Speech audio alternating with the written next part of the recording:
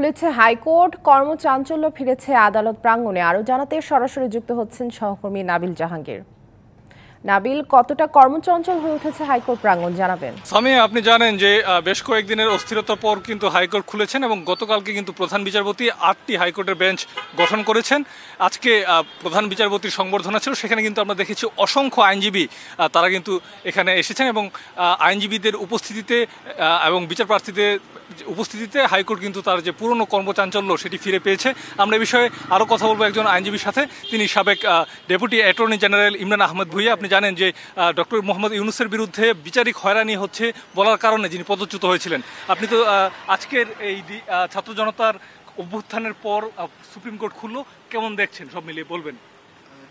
আজকে ছাত্র জনতার এই অভ্যুত্থানের পর এবং অনেক শহীদের রক্তের বিনিময়ে আজকে এই পরিবর্তনটা এসছে।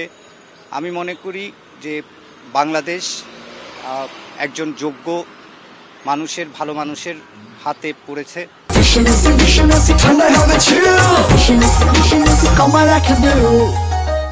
একজন যোগ্য বিচারপতির কাছে সুপ্রিম কোর্টের দায়িত্ব অর্পিত হয়েছে এবং একজন যোগ্য রাষ্ট্রের প্রধান আইন কর্মকর্তা নিযুক্ত হয়েছেন।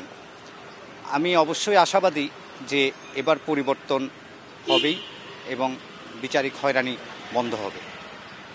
অনেকদিন পর তো হাইকোর্ট খুললো, অনেকেই তো এসেছেন, তো সব মিলিয়ে আসলে কেমন লাগছে? খুব আনন্দ লাগছে।